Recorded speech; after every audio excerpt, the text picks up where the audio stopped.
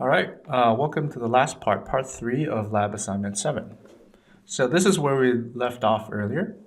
Let's actually organize the layers a little bit, just so it makes life easier on us later on.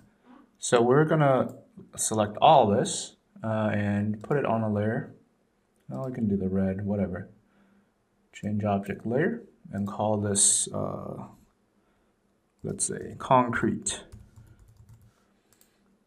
Okay, and then you can delete all the other layers, doesn't really matter. Turn your glass back on. Okay, so let's take this, let's actually group it, Control G, temporarily. All right, this is what we're gonna use. And if you open this file, the contact tower context file, there's going to be something in there already and it has the save frames on, so you know exactly what you're framing. Okay, so there are two views, one called Tower Street View, which is the one you just saw, and one called the Abstract View, which is more like this. Okay, so we're going to do two different renders from these two views. Now what I'm going to do right now is actually, let's turn on this, layers, and let's turn off the site geometry. And we are actually just going to, you can either delete, hide it, or just move it somewhere else so you don't see that stuff. Okay, and then turn back the site geometry. So your tower wants to go there. Okay, so we can switch back to your file, select this, Control C to copy, go back to this file, Control V, paste it in, and you'll have to use your middle mouse sort of zoom select button to find it, and because it might be sort of off in the distance somewhere, right? So kind of move it in. If it's overscaled like that, right, then obviously you want to scale it down. So let's try and do that. Hold down the shift key and scale it down a little bit. And it's okay, it doesn't have to be precise. We're sort of winging this. So I'm moving vertical to kind of plonk it down. Let's get back to, let's say, the street view. So it could get a little taller, right? So let's use the scale command, click somewhere near the base. Let's make it, let's say, twice that tall. And you're gonna have to kind of, you know, feel your way through this, and that was actually too big, a little bit. But actually, let's see, set view, tower street view. No, that's actually okay. All right, let's just move it. And this is obviously, totally kind of ridiculous, but it's just an exercise. 0. Let's do 0.8. Yeah, scale it down just a little bit. Okay, this is a reason I grouped it, because it makes sort of moving things a little bit easier. And let me maybe rotate it a different direction, just to see. Okay, so that looks reasonable. And then let's check the other view, the abstract view. Okay, all right. So at this point, maybe we can ungroup this. And we might have to adjust some of these colors, because the glass, originally, there was a glass layer here, so we have to change this color back to lavender. Concrete, you can change it to whatever you want. Blue if you want, okay? Site geometry, these I think are empty because we deleted that stuff. Oh no. Okay, let's just leave that. All right. So you're actually ready to start setting things up to render. I'm going to walk you through the very, very basic steps of starting with Maxwell render. So the first thing you want to do is actually just go to render, current renderer, make sure that, okay, you have selected Maxwell for Rhino. Okay, obviously. The second thing you'll have to note is that on the circuit computers, sometimes you have to see whether or not it works or not. But you should test this first. I just click on the render button to see what you get, because in my case, because it's installed on my computer, when I hit the render button, it exports and it runs the program into a separate window that looks like this automatically and starts rendering something. Okay? And blah, blah, blah, new version, etc. Et okay. So regardless of that, what you would want to do is just click it and see, make sure that it's working.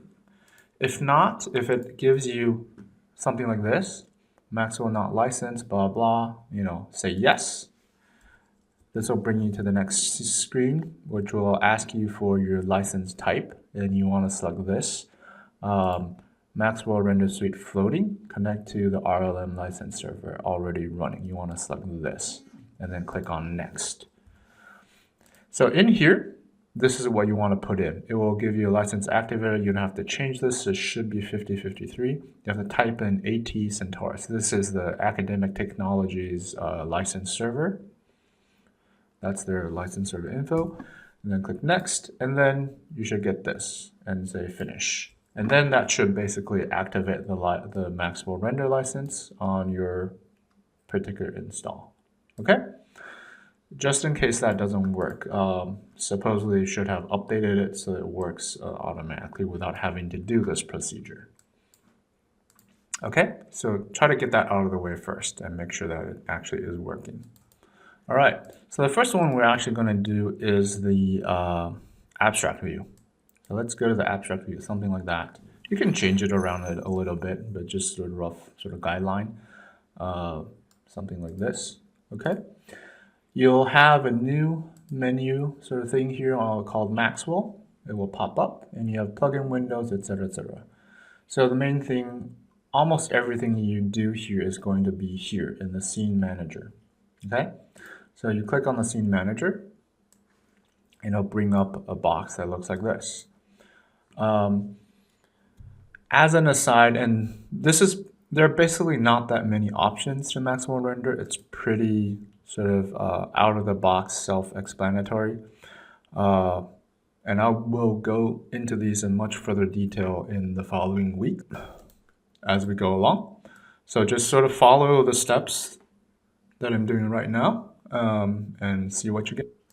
So one of the nice things about Maxwell Render is that it has this thing called Maxwell Fire. So Maxwell Rendering and Export, Maxwell Fire. Now this is a sort of small sub-window that actually gives me a preview of what is in the scene. And if I click on this, Enable Fire, it fires it up. Well, literally, sorry for that bad pun, but basically it will do a sort of quick preview render to give you an idea of what you're looking at or what your settings are giving you, right? Okay, so there's a couple things we probably want to adjust. Come over here, in here the environment, and sometimes it'll have to like think a little bit. That's fine. So by default should be all set to the sky dome, and you'll see that if you use sun, it will actually kind of apply a sort of sun condition to it, right? And then you would have to kind of go back and adjust, the sun direction, blah, blah. So, but we're not going to use the sun for the Sky Dome version. Okay, so for now, don't worry too much about the results. This is just a sort of black and white abstract rendering. So set this back to the view, so abstract view. And yeah, you should get something that roughly like this, okay? Don't worry about the materials either. And what you'll want to do is go to this this tab, the camera tab, and make sure that your output resolution should be set to 1200 by 1200 here, right? And what you'll see that like the main thing you can adjust here is this, the f-stop EV value. So the exposure value, if you bump it up, the whole scene gets darker, and if you move it down, basically the whole scene gets brighter and eventually gets sort of overwashed like that, right? So you want to basically set it to something like maybe 12-ish. 11 is a little too much, so around 12, where you kind of get a good, or maybe 13, somewhere around 12 or 13, where you kind of get good resolution overall, and that is basically the overall sort of scene lighting. You can also change the time of day. The next tab, which is, there's a geographical location, day of year, time of day, and you can kind of see how that changes the scene a little bit. Let's see.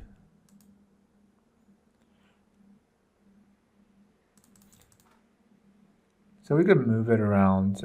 So this is at noon, basically, right? Don't change that. So the sky dome, you leave all this as is. And output, you don't need to change that. And that's it, okay? So once you're sort of set with like this roughly as a preview, you can close it and basically click on the render button. Now what that does, if you had done something earlier, it'll do this, and you can say don't ask again in this session. It will overwrite existing files. It'll basically save these 3 files, or a PNG file, as your file name, right, as the render output, right? So overwrite. That's if you don't specify something, and it will bring you into this, which is the render view, and you can zoom in and out. I think this is 100%, right? So you'll see it on the right by default, right? This should be the default settings you get. On the right, you're able to change your exposure value on the fly here. So if I bump my ISO value up, and you'll see the preview on the lower left here, you'll see that the rendering basically gets clearer and clearer as it goes, right? So if I move my ISO up, on the lower left, you'll see in the preview it gets sort of overblown, and as it updates, it'll update your changes. So you probably don't want your ISO up so high. Let's move it down to, I don't know, around 140, 150 maybe. Which is still a little high. And you can mess around with the burn. If you move the burn down a little bit, you'll get less of the sort of lens flare effect, right? If it's more, then you get more lens flare. So, just kind of get a reasonable amount there. 150 and shutter at 130, something like that, right? You can sort of mess around just to kind of get a good sense, but you just want something sort of pretty clear idea of what this looks like. Now, here you'll see what's called the sample level. This is basically the quality of the rendering, and it sort of goes, you'll see it goes next sample level in 3, 2, 1 seconds, bump, and then it'll go to 9. And so basically for most of these renderings of abstract renderings like this, sample level 10 to 12 is basically usually enough, and that's what you should usually target. Now the characteristic of this is that the rendering won't stop until you tell it to. It will completely keep on going because we have a setting in terms of the time 9999, which is basically infinite. You can let it run forever, or almost forever. It can run for like this long, right? 13 hours or so, until it clears, like, all this. This is sort of like photography, film, right? I think this is actually one of the default frosted glass things that come, materials that just like I had in that layer, in the glass layer. That's why it looks like this. But it will clear out basically the sort of film noise, right? Until everything basically becomes smooth, right? But usually you don't have to wait that long. I'm going to just let this run until S level 12. Okay, so it's now at S level 12, and you'll see that it took about 5 minutes, and it's still running, so I'm going to stop it. So once you stop it, you'll see that you can, once you stop it, a lot of these options become modifiable, but we don't need to change those for now. What you want to do is actually at this point, you can actually just sort of fine tune these things. And basically, 150, this is roughly what we settled at.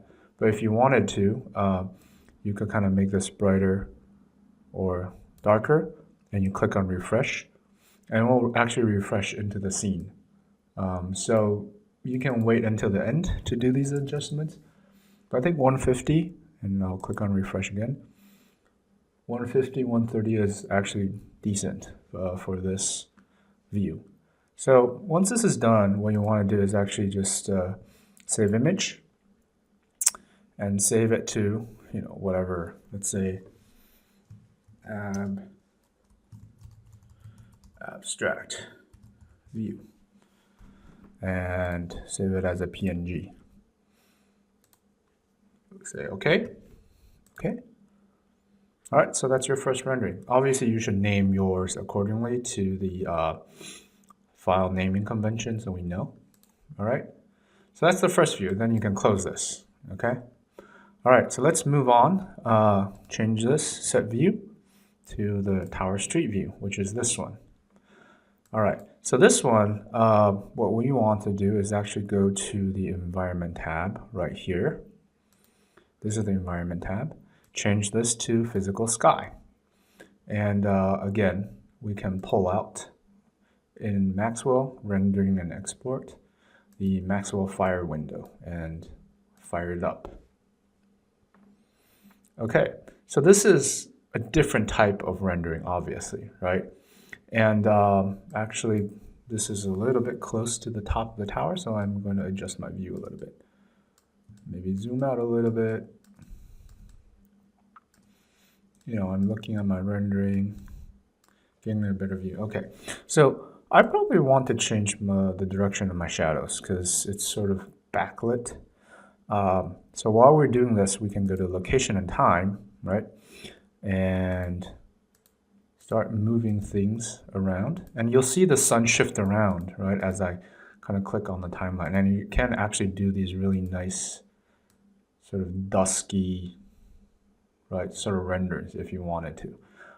This is a very realistic, if you will, sun system, lighting system. So as I sort of drag it around, maybe this orientation just isn't great, right? And so if you want to kind of mess with that, then we start messing around with this, the scene rotation, which allows us to basically rotate the scene in relationship to the sun. So you can basically do this. So this is at what, 4 p.m. Let's actually do something a little higher, 2 p.m. or so, right? And then this is basically rotating the scene in relationship to the sun. And it might be more obvious if I'm sort of looking on the ground and sort of looking at the direction of the shadows as I rotate this. Okay. And actually, we have to click on the use sun. And you'll see the shadows even more clearly. And so you'll see that as I rotate the scene, basically this rotates the direction of the shadows as well, right? So you have kind of two methods, one that's more physically accurate, depending on your scene orientation, and one that's kind of lets you sort of fudge things, right? So let's move this back, set view, tower street view, and okay, that looks a lot better. Things are in light.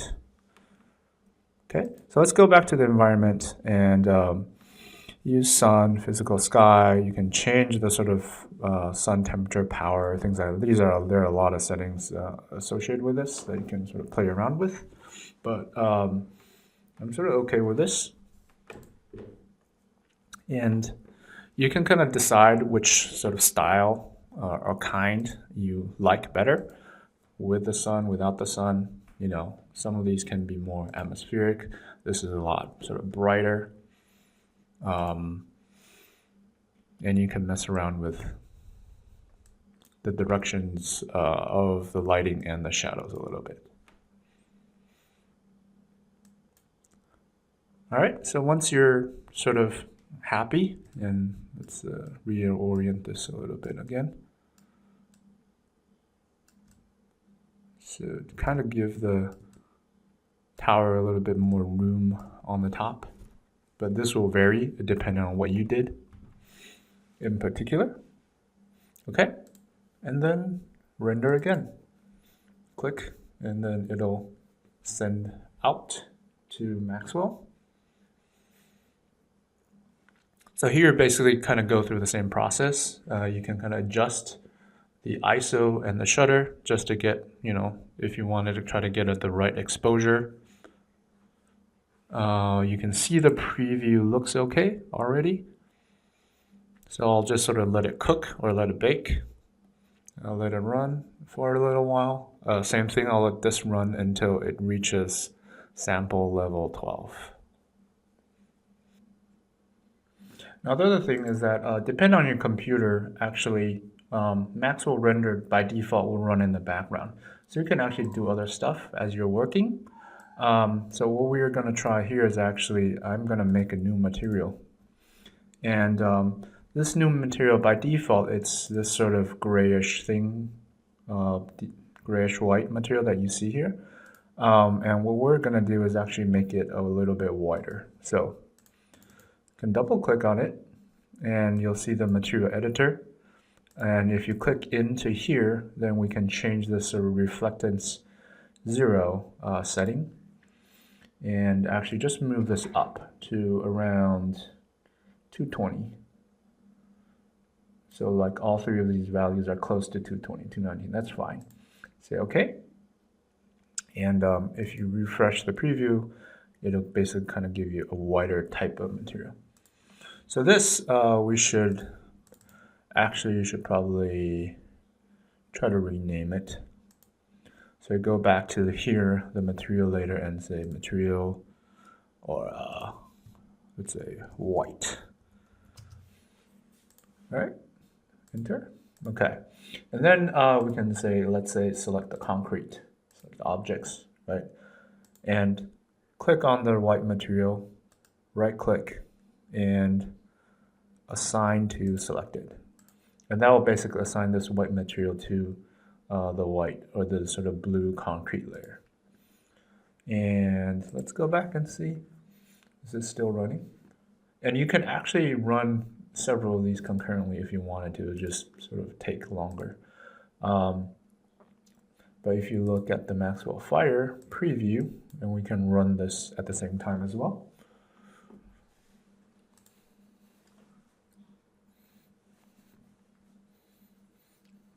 You can see that the concrete is a sort of brighter shade now. Although it takes a little longer for it to resolve. If I zoom in a little bit, then you can really see the difference, right? Right now, then you see the concrete is basically a brighter shade of white than the context gray. All right, so if you wanted to, you could do this as well and then render it. Just sort of have fun with it a little bit. The sort of zoomed in close-ups are cool as well. You can kind of see the frosted glass. All right, so now it's SL12. It took a little longer simply because, partially because I was sort of messing around in the background. So I'm gonna stop it now.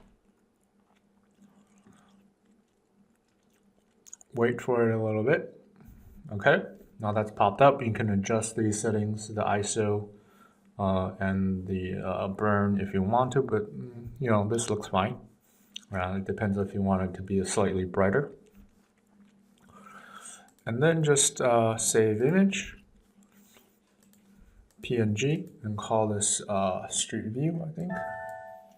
Yeah, street view. Save, okay. All right, and then you can close this. Okay, and so you'll have basically a PNG file that looks like this, widescreen version, and a PNG file that looks like this. And you submit both onto Sakai, as well as the loft tower file that you guys were working with earlier, this one.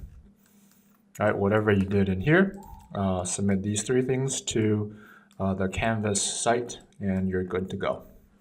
All right, that's it for Lab Assignment 7.